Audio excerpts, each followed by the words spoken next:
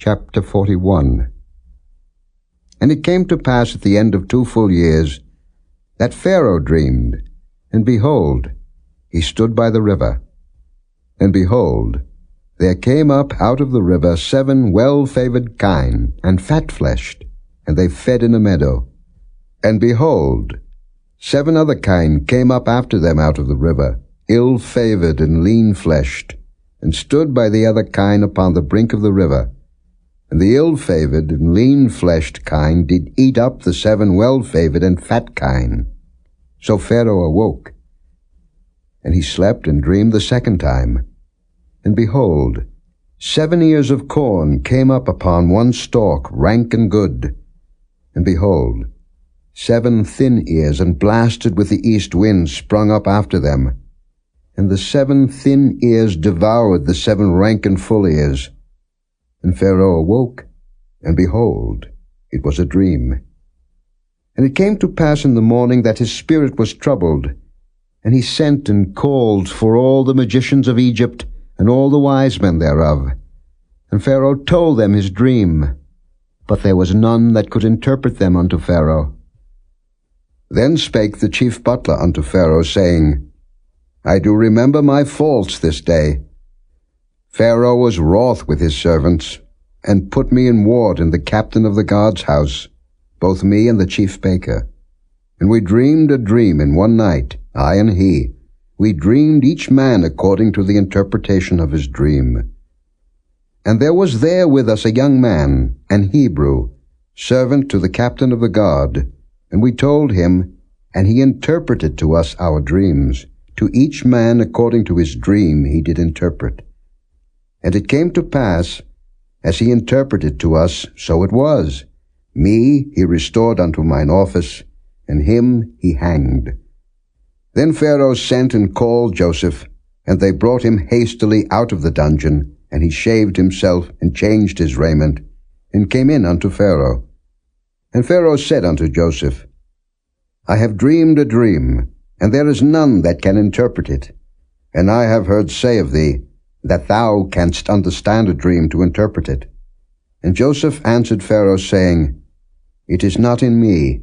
God shall give Pharaoh an answer of peace.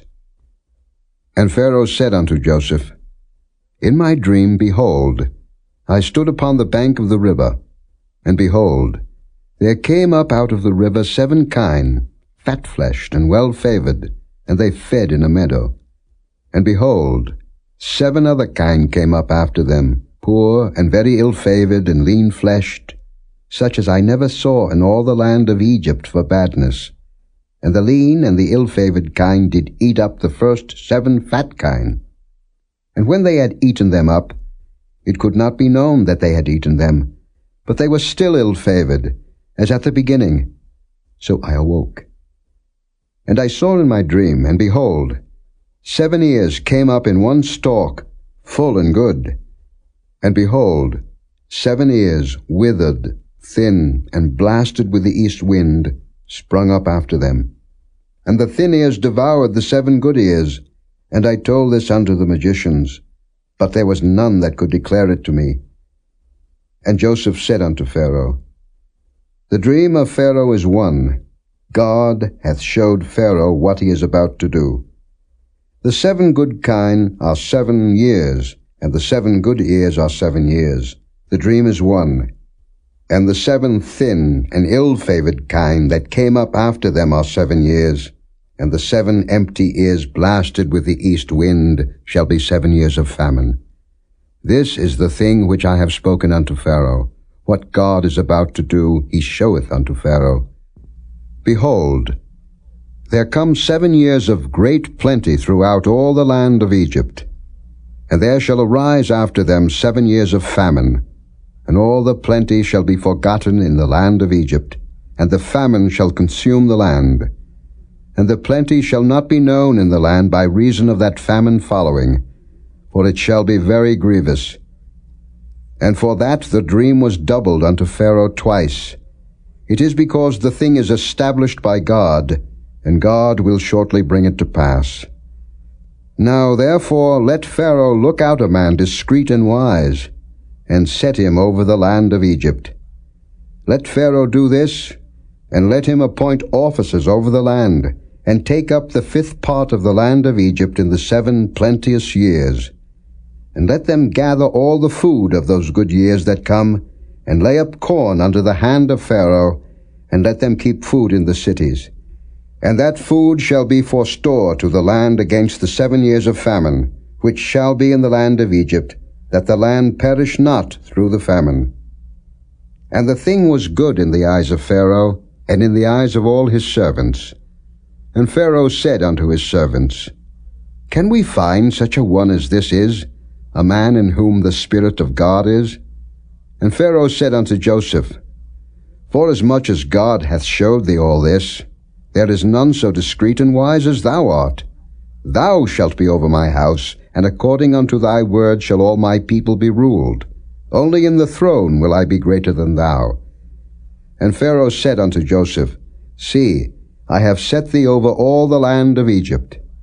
And Pharaoh took off his ring from his hand, and put it upon Joseph's hand, and arrayed him in vestures of fine linen, and put a gold chain about his neck. And he made him to ride in the 2nd chariot which he had. And they cried before him, Bow the knee. And he made him ruler over all the land of Egypt. And Pharaoh said unto Joseph, I am Pharaoh, and without thee shall no man lift up his hand or foot in all the land of Egypt. And Pharaoh called Joseph's name Zaphnath-Paaneah, and he gave him to wife Asenath, the daughter of Potipherah, priest of On. And Joseph went out over all the land of Egypt. And Joseph was 30 years old when he stood before Pharaoh king of Egypt. And Joseph went out from the presence of Pharaoh, and went throughout all the land of Egypt. And in the 7 plenteous years the earth brought forth by handfuls. And he gathered up all the food of the 7 years which were in the land of Egypt, and laid up the food in the cities. The food of the field, which was round about every city, laid he up in the same. And Joseph gathered corn as the sand of the sea, very much, until he left numbering, for it was without number. And unto Joseph were born 2 sons before the years of famine came, which Asenath the daughter of Potipherah priest of On bare unto him. And Joseph called the name of the firstborn Manasseh, for God, said he, hath made me forget all my toil, and all my father's house. And the name of the second called he Ephraim, for God hath caused me to be fruitful in the land of my affliction. And the 7 years of plenteousness that was in the land of Egypt were ended, and the 7 years of dearth began to come, according as Joseph had said. And the dearth was in all lands, but in all the land of Egypt there was bread. And when all the land of Egypt was famished, the people cried to Pharaoh for bread. And Pharaoh said unto all the Egyptians, Go unto Joseph, what he saith to you do. And the famine was over all the face of the earth, and Joseph opened all the storehouses, and sold unto the Egyptians, and the famine waxed sore in the land of Egypt. And all countries came into Egypt to Joseph for to buy corn, because that the famine was so sore in all lands. Chapter 42. Now when Jacob saw that there was corn in Egypt, Jacob said unto his sons, Why do ye look one upon another? And he said, Behold, I have heard that there is corn in Egypt. Get you down thither, and buy for us from thence, that we may live and not die. And Joseph's 10 brethren went down to buy corn in Egypt. But Benjamin, Joseph's brother, Jacob sent not with his brethren, for he said, Lest peradventure mischief befall him. And the sons of Israel came to buy corn among those that came, for the famine was in the land of Canaan. And Joseph was the governor over the land, and he it was that sold to all the people of the land. And Joseph's brethren came, and bowed down themselves before him with their faces to the earth. And Joseph saw his brethren, and he knew them, but made himself strange unto them, and spake roughly unto them. And he said unto them, Whence come ye? And they said, From the land of Canaan to buy food.